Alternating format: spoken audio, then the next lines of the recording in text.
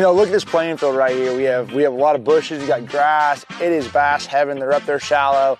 And not too long ago, I did a video with wire to fish, flipping and pitching, you know, with the punch out crawl, big VMC hook, you know, big weight. And that's a great application, you know, for this right here. But I want to talk a little bit more about some stuff that's, you know, something different. And one question that I get asked a ton when I'm out there on the road is, how do I become a better angler? That's a very difficult question to ask, but one thing that I definitely feel comfortable in telling you guys is working on your mechanics is probably one of the biggest things in fishing baits that maybe not everybody else, or fishing baits in areas not everybody else is fishing, can get you a few more bites. So, you know, today I'm skipping a swim bait, you know, something that you're probably not used to seeing a lot of guys skip around this kind of stuff.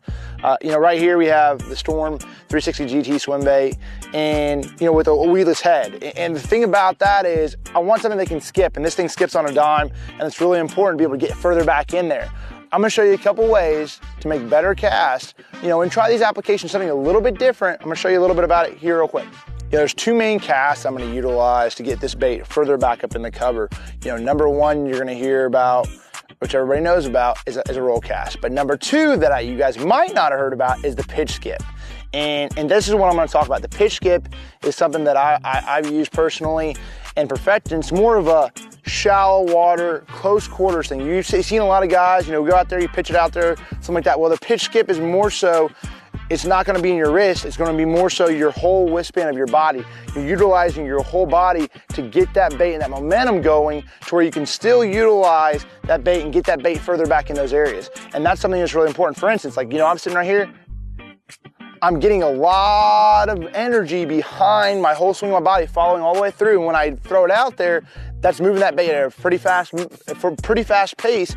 That's gonna allow that bait to skip across the water a little bit faster. So this takes some time. You know, I would suggest learning how to pitch, you know, fairly well, get in your yard, or, you know, in the winter time, you have some free time, pitching in a coffee cup. I've done that for hours and hours and hours.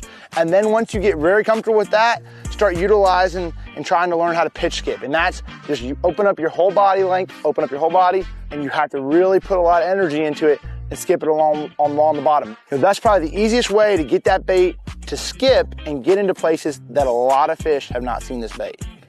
The last and final cast is the roll cast, you know, and for those of you who haven't tried it, it's pretty simple. It's basically a rotation of your wrist.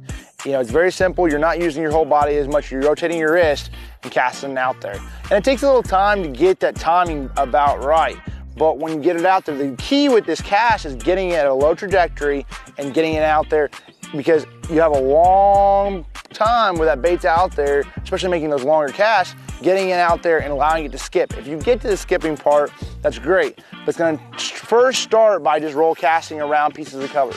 Then once you get used to that, then build it up and actually try to get further back underneath those bushes, further back underneath those overhangs. But, you know, the one thing that I will tell you about throwing and making a roll cast is you gotta make sure you have the right equipment. For me, a 6, 8 to 7 foot rod is about perfect, especially for you starting out. It's just something that makes skipping and getting those baits further back in those places a lot easier. You know, if you have a 7, 6 or 8 foot rod, it's gonna be very difficult. I mean, this one right here is 7.3.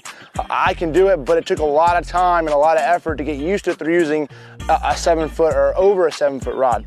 Also, for me, breaks are huge when you're making a skip pitch or roll casting and skipping. So what I suggest, especially starting out, is rolling on about every reel has a brake system. So I'll go in there, right now I have it on 0, which I like it like that, you know, once you get used to it. But when you first start out, go about middle of the pack. Some of them have 8 brakes, some of them have 3, some of them have, you know, they normally have a 8, some of them 10, some of them have 6. Go the middle of the pack. So if there's 6 of them, go to 3. If there's 8 of them, go to 4. If there's 10 of them, go to 5. Flip it over. And then use your tension knob so you don't get a backlash. So when that bait hits the water, you don't get a backlash, just like that. Now you start trying around and skip it.